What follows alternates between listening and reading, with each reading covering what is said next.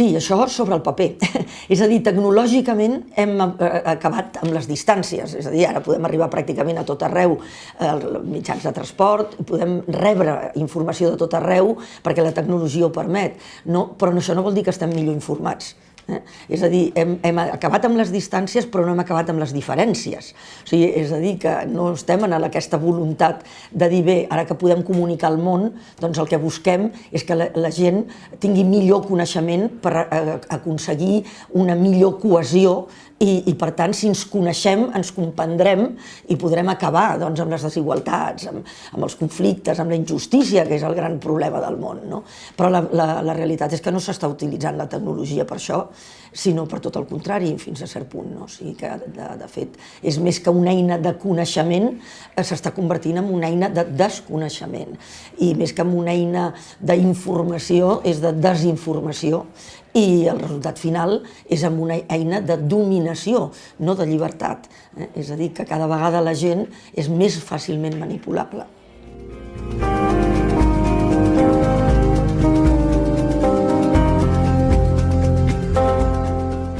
Aquesta és la trampa, és a dir, tu quan aconsegueixes que les persones creguin que tenen ja els drets assolits, baixen la guàrdia. I en el cas de la llibertat passa el mateix, creiem que els mitjans són lliures, que en aquest moment tenim amb un clic accés a tot, és cert, però tenim que saber buscar-ho, perquè igual que tenim accés a tot el que és bo, que és rigorós, que és plural, que és respectuós, amb el mateix clic tenim accés a tot el que és mentida, a tot el que és rumor, a tot el que és interessat, i hem de saber escollir. I si no ens ensenyen a escollir, ens podem equivocar molt fàcilment, podem consumir informació tòxica en lloc d'informació de qualitat.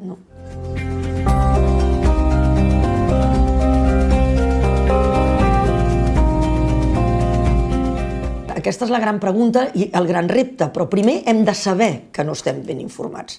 Hem de tenir com una antena, i per tant ens hem d'esforçar. Hi ha d'haver-hi un paper actiu de la ciutadania de donar-se en compte que no s'ha de creure que està informat quan el que només està és entretingut. I aleshores això és un esforç que hem de fer, o sigui, no podem quedar-nos tranquil·lament només rebent i empassant tot el que ve. Hem de tenir una capacitat de crítica i la gent no ho sap, i aquest és el gran perill, perquè sota una dictadura el ciutadà sap que ha de llegir entre línies, perquè sap que no té una informació de qualitat. Si se li fa creure que està en un règim de llibertat, baixa la guàrdia i aleshores es creu que sí, que el que se li dona no està interferit per interessos.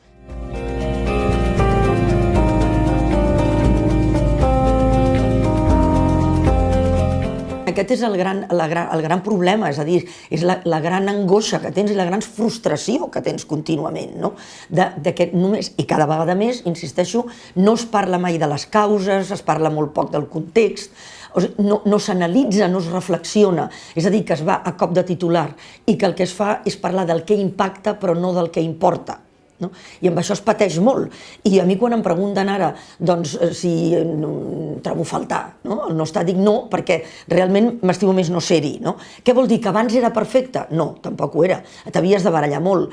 Però sí que és veritat que no hi havia aquesta pressa que hi ha ara, aquest valor de la immediatesa, aquesta priorització del tot val, de que quan tu deies és que això no ho tinc comprovat, és igual. No, no és igual. Aleshores, diguem que el periodista que creu que el periodisme té una funció social, doncs ho passes molt malament. I aleshores, afortunadament, hi ha molta gent treballant perquè això no passi. Però cada vegada més, diguem que l'empresa periodística està més mercantilitzada i l'entorn de protecció, diguem, i de control de la qualitat informativa està més preocupada perquè no s'informi que per què s'informi. I es pateix molt.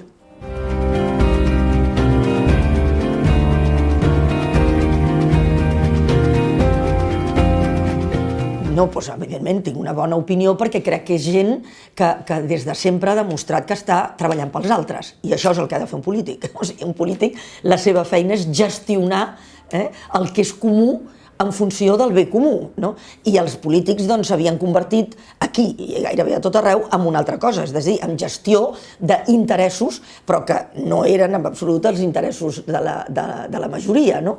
Per tant, crec que és molt positiu, però que han d'anar molt de cuidado, perquè realment no ho tindran gens fàcil i no només la bona voluntat compta, compta la preparació i sobretot s'ha de tenir molta cura de no caure també amb la prepotència, en creure's que són ells els que ara tenen la veritat, perquè, en fi, la veritat no la té ningú, però a mi m'encanta que realment estiguin aquí i que es demostri això, que les coses es poden fer d'una altra manera.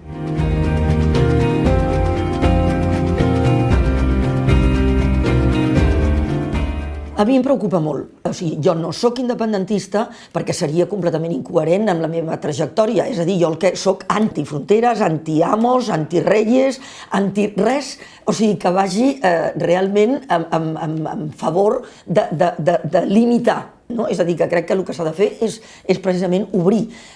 Ara, dit això, el que sí crec és que s'ha de decidir, o sigui, que precisament la gent ha de tenir la capacitat de dir el que vol i que això és un dret, i per tant s'ha de respectar, però que sí crec, sincerament, i amb tota la honestedat, és que no és la independència la que resoldrà els problemes que té Catalunya i que té el món. És a dir, que s'ha d'anar a l'arrel de la construcció social.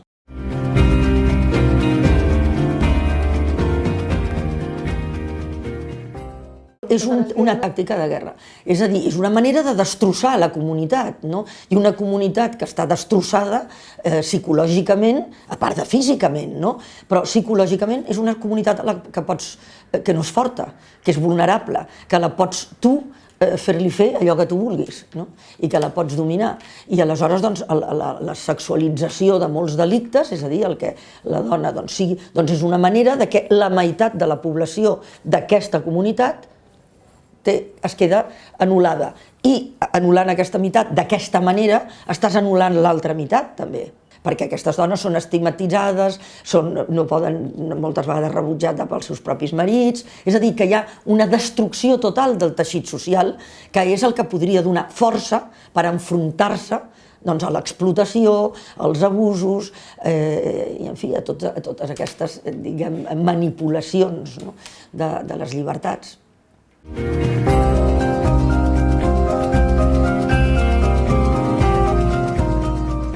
Jo crec que contínuament aprens, però sobretot aprens precisament que la diversitat és una riquesa, que s'ha de defensar absolutament, que és del que és diferent del que aprenem, no del que és igual. Per tant, t'ha de tancar. O sigui, i mantenir les identitats és essencial, perquè, insisteixo, és una riquesa. Les llengües, les cultures, tot això s'ha de protegir al màxim, però no a base d'excloure a les altres. I aleshores això és el que he après, que de totes les coses, de totes les cultures diferents, hi ha coses bones i coses dolentes, que aprens de totes i que realment el que s'ha d'intentar és fer ponts, precisament, no rebutjar el que és diferent, sinó incorporar el que és bo del que és diferent i incorporar el bo que tu tens en els altres que tenen coses diferents. I que s'ha de fer un esforç per saber al màxim, perquè només sabent serem capaços d'entendre, i per tant només entenent serem capaços de comprendre allò que és diferent, i només comprenent serem capaços de crear un món cohesionat i on realment es respectin els drets i per tant un món just.